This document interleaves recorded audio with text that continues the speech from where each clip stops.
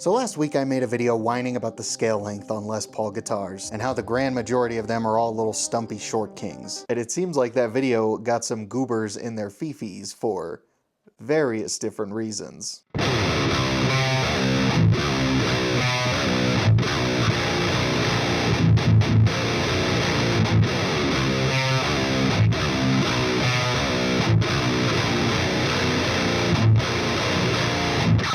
What is up, all you devious downtuning dorks? Den here. Now in that last video, I did get a lot of comments of people pointing out various different Les Paul style guitars that have a 25.5-inch scale length or longer, which is cool. There's actually quite a few more than I thought there were. However, the default color is still usually black. And look, I know why that is, okay? I'm not dumb. Black guitars usually sell the best and are the safest bet, because most men are afraid of colors. And it's not like I hate black guitars, okay? I have one, and it's sick. But that's the thing. I already have one, so I don't need another black guitar. Like, don't get me wrong, black guitars are cool and sleek, and they look badass. But there are other colors out there that I personally would prefer. Like that overpowered LTD EC1007 baritone with an Evertune. In black, it still looks sick, but that would literally be my great white buffalo guitar if it came in, well, aged white.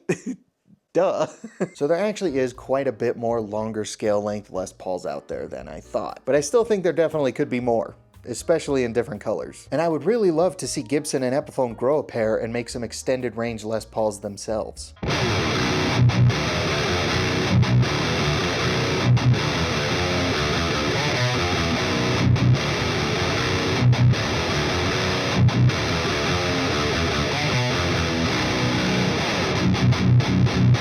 Now, there were also some people that got very offended that I would even dare to think about downtuning a Les Paul. I had some geezers absolutely crashing out in my comments. I was repeatedly told that, Les Pauls were never designed to be downtuned. And I mean, yeah, probably, because they were designed in the Stone Age. Viagra was originally made for hypertension. Yeah, here you are using it so you can still get it up.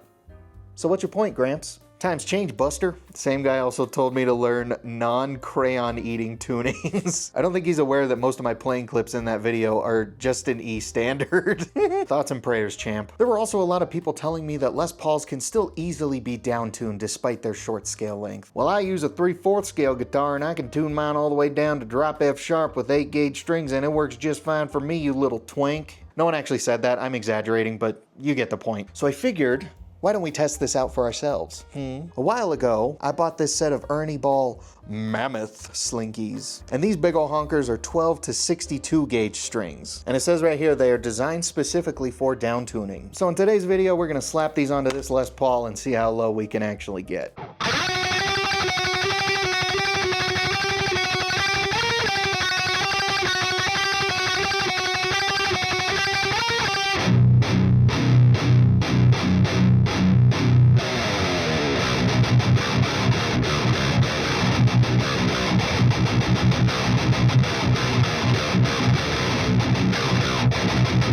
The test subject is going to be my Kalamazoo headstock Epiphone Les Paul Custom. Now normally the ProBuckers that come in these Epiphones are Mud City, even in like E standard, let alone lower tunings. But this guitar was blessed with the golden goose of ProBucker pickups. This specific set of ProBuckers is snappy, aggressive, and nowhere near as muddy as the stereotype would lead you to believe. Now where did I get an aged white Epiphone Les Paul Custom, you ask? I didn't get it anywhere. This is a white one that I repainted with a tinted nitro lacquer. You can't get one of these, because Epiphone doesn't care about what you want. And let's be real, they'll use any excuse they can to make Epiphones even more expensive these days. So even if they did make a version like this, I'm sure it would be the first Epiphone to be $2,000. And it would still come with the Kalamazoo headstock. Now normally I use a transpose dial on my plugins to reach low tunings on my Les Pauls. And that's what you've been hearing in these playing clips. And I can get down to about drop A before it sounds too deep fried. Which isn't that low these days, but again, it's a 6-string, 24 3/4 inch scale guitar. I'm not expecting it to be able to get down to like drop E or anything like that. So in today's video, we'll see if we can get this Les Paul down to drop A using these strings. And then we can directly compare that to using the transpose dial to get down to drop A. And if it sounds solid, then we will call that a success. But if it turns out to be a flubby pitch drifting nightmare, then I guess we'll aim for drop B. Enough of me being a yapopotamus. Let's finally get into this.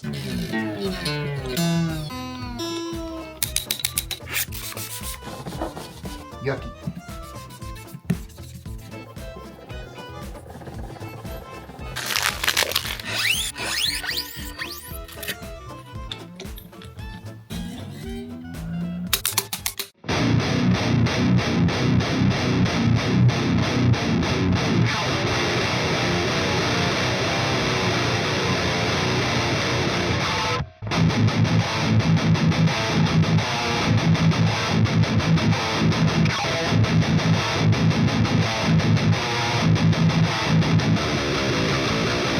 So, I may be stupid. It's the end of that phrase. I may be stupid. So yeah, I got this thing down to drop A and it's fine. The tension's good. There's not really any pitch drift. The intonation's fine. It's fine. So I would say the myth that Les Pauls can't handle lower tunings has officially been busted. Yeah, they can get down to at least drop A. I mean, I think the gauges could maybe be just a little bit thicker. It is a tad bit loose, but it's not terrible. It's like D standard on 10 gauge strings, you know? Like, it can hold tuning, but it's like just a little flubby. Like, I can hit it pretty hard and it's not pitch drifting that crazy at all. I'm not afraid to eat my own ass. I was wrong, my friends. Les Pauls in their stumpy little scale length can handle some pretty low tunings. I think we might even be able to go like another step lower, to be honest. Like if we get some like actual bridge cables on this thing, I think we could go even lower. But for the rest of this video, let's compare when we physically down tune this thing to drop A versus when we go down to drop A just using a transpose dial.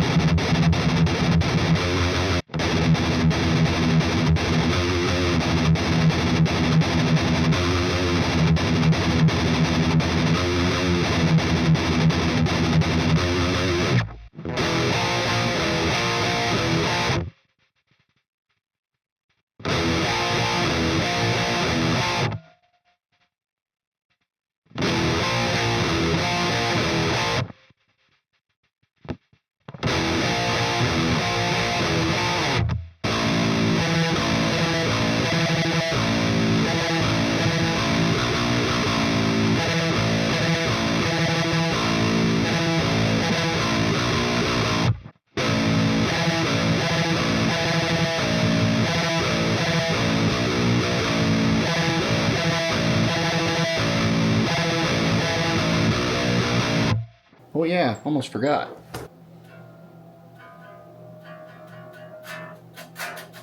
Alright, let's stay in tune for just this little thing.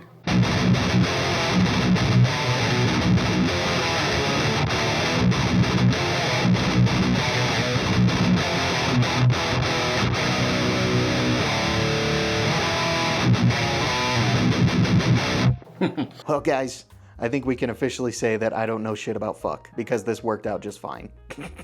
So I still need to listen to them side by side, but it does seem like when you go down to drop A using the transpose dial, it is a little bit tighter. Based on what I was hearing when I was recording, it did sound like physically down tuning it was just a little bit flubbier. I might just have to like tighten up the settings on the amp a little bit, or just get a little bit thicker gauge of string. I would say this myth has been busted. I don't know, I tried this a long time ago and it did not work, but I don't think I used as big gauge of strings as I did on this video. I don't know, man. I think just if you're playing at your house, it should be just fine. I know some other people have made videos like this, seeing how low you can actually tune a Les Paul, and I think it's gonna be different for every person, because I mean, everyone plays differently, everyone hits the strings differently. Some people have a softer hand, some people have a harder hand, and it's just like what gauge strings you like to use. Like, I know for a lot of people, these gauges might be too big, because this 62 is pretty honky, I tell you what. But I like it. I think it works. I'm gonna leave it like this for a while and have some fun with it. Yeah, I enjoyed this little project quite a lot, I must say. I was wrong.